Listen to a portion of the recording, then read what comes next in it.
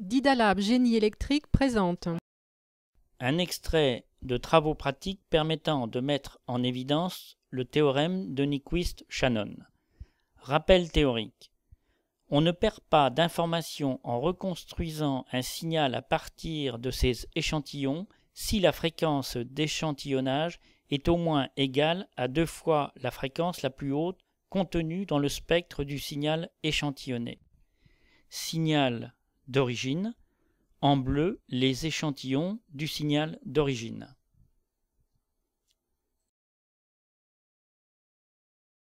Matériel nécessaire pour la mise en œuvre de ce TP. Un module ETD 410 basé sur une carte DSP double cœur avec 2 sorties analogiques.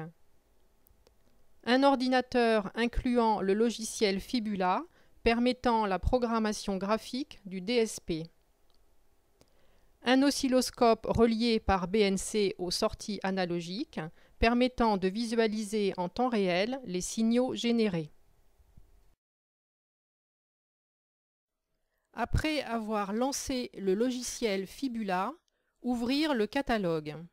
Il possède près de 400 fonctions prédéfinies. Cliquez sur l'onglet Générateur. Sélectionnez un générateur de sinus puis de rectangles. Les déposer sur l'espace de travail. Dans Contrôle, le bloc Switch.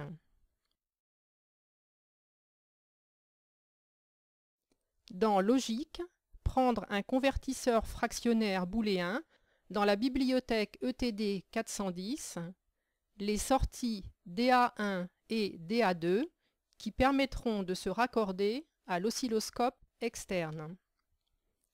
Afin de placer des sondes de visualisation dans le schéma, sélectionnez le scope virtuel, cliquez sur le bouton Liaison, câblez les blocs entre eux, placez les sondes là où vous souhaitez visualiser les signaux sur le scope virtuel, dans le cas présent en sortie du générateur, du convertisseur, puis du switch.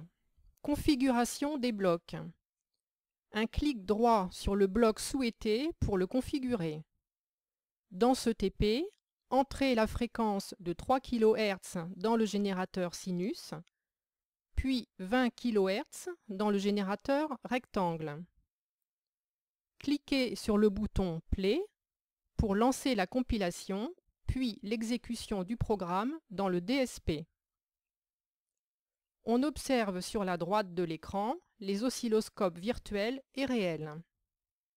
Via la molette de la souris, faire varier la fréquence du signal ainsi que celle de l'échantillonnage. On peut ainsi constater l'influence de l'échantillonnage sur le signal de sortie. Mise en évidence du repliement spectral d'un signal échantillonné. Intégrer l'analyseur de spectre à l'espace de travail. Relier l'analyseur de spectre à la sortie de l'échantillonneur. Placer une sonde. Compiler. On observe les différents traits. L'arrêt du signal d'origine 3 kHz et les 2 raies dus à la transposition 20-3 soit 17 kHz et 20 plus 3 soit 23 kHz. Autre schéma permettant la mise en évidence dynamique du repliement spectral. 3 générateurs, 20, 10 et 5 kHz, sélectionnables individuellement. Premier cas, avec l'oscillateur de 20 kHz, comme dans la situation précédente, on retrouve le même spectre. Deuxième cas, sélection de l'oscillateur 10 kHz. On constate sur l'analyseur les différents traits. Le signal d'origine à 3 kHz, puis les raies 7 et 13 kg, ainsi que les harmoniques de la fréquence d'échantillonnage. Sur l'oscilloscope externe, on visualise un signal de sortie déformé, mais ayant la même fréquence que le signal d'origine.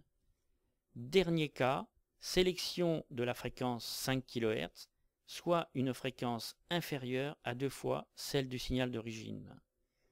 On constate un chevauchement des 2 raies 2 et 3 kHz.